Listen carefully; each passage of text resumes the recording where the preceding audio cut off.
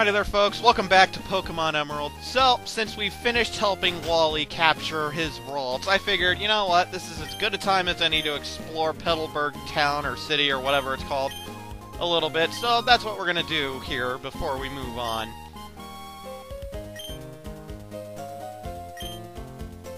It must be fabulous to travel. I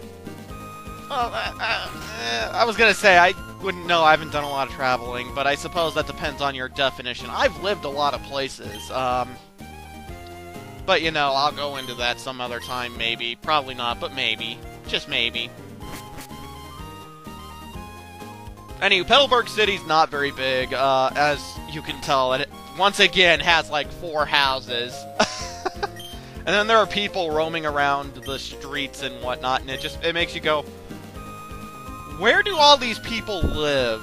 The Pokemon universe must have a lot of homeless people. Although there again, all the 10-year-olds get Pokemon and go out and travel the world and live in tents and shit, so I guess it makes sense that some of them just never wanted to get a house. I don't know. Huh, like his shades. Excuse me! Excuse me, let me guess. From the way you're dressed, are you a Pokemon trainer? Well, maybe not. Your clothes aren't all that dirty. You know, I could just take really good care of my clothing. I might I might wash it quite often. You don't know. Maybe all I need is like a week's worth of clothes, and then, bam! You know, there you go. I just wear one per day and wash them at the end of the week. Anywho, though, the second Pokemon we can get in this randomized challenge is actually right here. And so, yeah, that's right, I got a Taillow. Huzzah! Well, I haven't caught it yet, but the second Pokemon in the randomizer, well, actually, if you want to get technical, it was like the 4th one that came up. But this is the earliest point in which we can actually capture Taillow. And so, yeah, that's what we're going to do. So, as far as Taillow goes, I would highly recommend capturing one, because Taillow's actually a really underappreciated Pokemon in Gen 3. It's actually surprisingly good, but we'll see that as this goes on. Unfortunately, as I'm sure you're aware, because we've battled one before, it is a flying type, and so this is going to be a bit of a bitch.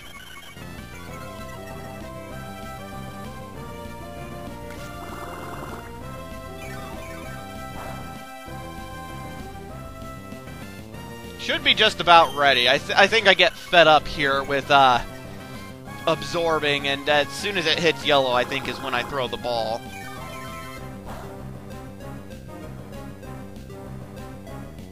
I don't know. Let's find out. Nope, evidently not. So I've actually finished recording this whole playthrough at this point, which, holy hell. Holy hell. Because of the randomized team that I got, geez, I had a horrible time. But we'll see that, luckily. Anywho, huzzah! We captured our second Pokemon, Taillow. So something new I'm doing in this game is I'm actually nicknaming the Pokemon I catch. Something, honestly, I probably should have done in Red and Crystal, but what are you going to do? So, this Taillow, I decided I'm going to name...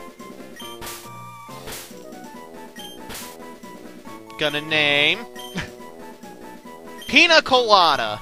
That's right. Do you like pina coladas? Yes, it is a type of alcoholic beverage, much like a martini. And yeah, that's actually going to be the naming gimmick I go with for this playthrough, is I'm going to name all of my Pokemon after various alcoholic drinks. Why? I don't know. I just fucking want to. Anywho, I of course go and heal Taillow.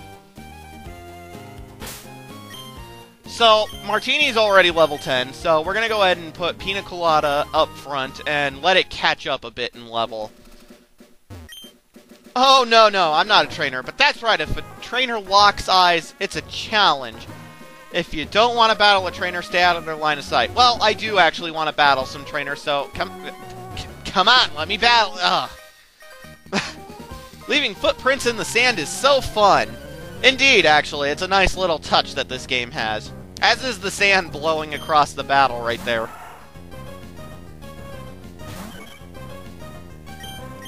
Anywho, we're up against Zigzagoon, nothing we haven't seen before. Pretty standard Pokemon. After all, it is the, I guess you could say, Rattata, or Rattata, or whatever you want to call it, of Gen 3. So, you know, it's eh. Actually, though, Zigzagoon's a hell of a lot better than Rattata is because of, because of its special ability. Zigzagoon has the special ability Pickup, which gives it, I forget what the percentage is, but it has a chance of picking up an item. And what items you can get through Pickup are dependent on the Pokemon's level. Like, you can get Earthquake TMs. I think it's when your Zigzagoon's level 70 or higher. And so, yeah, Pickup's actually pretty friggin' awesome. Anywho, new Pokemon. It's time to battle Seedot. Seedot's kind of an unfitting name, if I'm going to be honest. After all, it's modeled after an acorn. I'm just saying, Seedot doesn't really seem like the right name for this. It should be something to do with acorns. Although technically acorns are a type of seed, if I'm not mistaken, I think. They're either seeds or nuts, I don't really care. But either way, my point is, it's not, it's modeled after an acorn. So, yeah, Seedot's a stupid name for that Pokemon. Hi there. The sea, huh? I wonder what it's like at the bottom of the sea. Well, I'm betting it's wet. Oh, but first, we get to see this Pokemon that this fisherman caught. It has a magical quality to it. Huh? Huh? Yeah, see what he did there? Magical Magikarp. Oh, hilarity. And, you know, I know this is gonna seem like I'm kidding, but I'm actually a little bit serious here. With battles, when you're up in a trainer battle against a Magikarp, and all the Magikarp can do is splash, the game should just make it to where the Magikarp knocks itself out. Just automatically, if it can't do any other attacks, because there's no chance it's gonna win. You know, if the Magikarp has, let's say, Tackle, then it's highly unlikely, but it could potentially win. If all it has is Splash, though, it's got to splash 40 times before it can use Struggle, which you're gonna knock its ass out by then. But anywho, enough of that. Pina Colada learned Quick Attack, which is, well, Quick Attack. It lets it attack first. Ooh, a sea cottage. Aw, it's empty. Well, damn. I wonder who lives here. Oh, Mr. Briny, of course.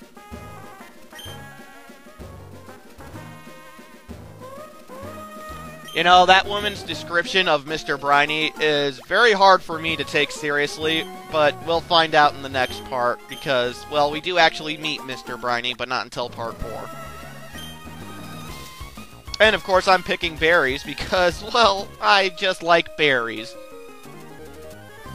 So, all that trainer had was a Zigzagoon, so, yeah, we're skipping it. Yes, I'm pretty sure I've mentioned this already, but I'll say it one more time for those curious. I am skipping any battles with Pokemon that we've already seen, unless they are plot-related. Like, unless they're plot-significant. So, which we're actually going to get an example of what I mean here in this video. It's actually coming up pretty soon, if I'm not mistaken. But yes, I will be skipping battles that are not plot-oriented. Assuming we've seen the Pokemon that the trainer has, because, well, you know, I want to show off as many Pokemon as I can. I'm running from every single one of these random battles. So, you know. Do you guys really want to spend 15 seconds watching me run from everything? Anywho, this guy only had Wurmples. But Pina Colada did get up to level 10 pretty friggin' fast, right? And we found a Paralyze heal. You know, you think they would have fixed that by now and make it to where you can actually read Paralyze? Like they can actually spell that? Not a one to be found. Hello, have you seen any Pokemon called Shroomish around here? Actually, and I know I cut them all out, but every single one of the random battles I had in this place were Shroomish. You, Devon Researcher, hand over those papers. You're a Pokemon trainer, aren't you? You gotta help me! Huh? What do you think you're doing? What? You're going to protect him? No one crosses Team Aqua gets any mercy. Not even a kid. Come on and battle me. Oh, jeez. That's right, it's time for the villain team of Gen 3. Team Aqua. Pirate. Yeah, pirates. And he has a Poochyena. This is a, I guess you could say, plot-significant battle. After all, it's our first encounter with Team Aqua. And so, yeah, of course I'm going to show this. Come on. Although, if you want to get technical, Team Aqua is not the only villain team, but that's a bit of a spoiler, because we don't see any of the other villain team people until quite a ways into the game. Anyway, Poochyena's really nothing. I've already covered this, but it is a Dark-type Pokemon, so I can't remember if it's Psychic or Ghost that don't affect it at all, and which one only does minimal damage, but it doesn't fucking matter, because Absorb.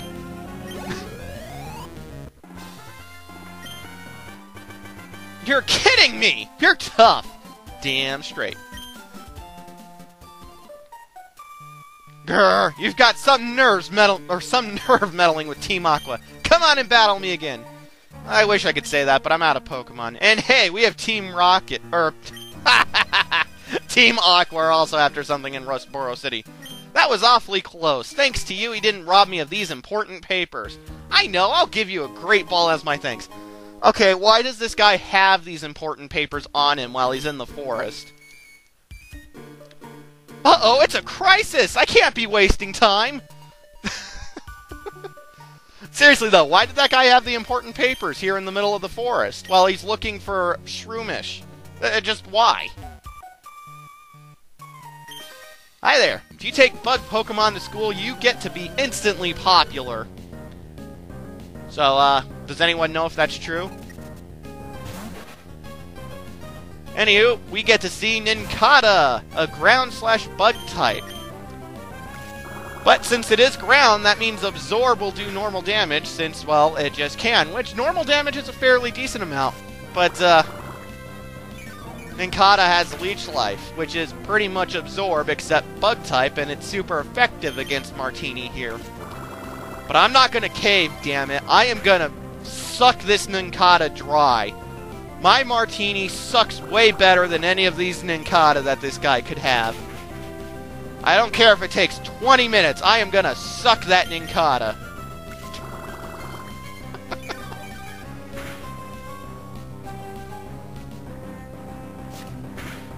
Nincada, though, speaking of it, it is actually a fairly decent HM Pokemon, as it can learn Cut, and I believe it can also learn Flash.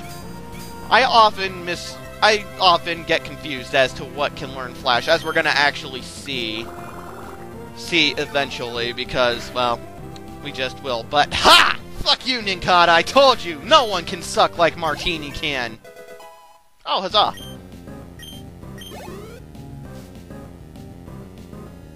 But James here has another Nincada, and it's just like, this is gonna take way too long. So, Pina Colada is gonna just decimate this, because Flying type, super effective against Bug type.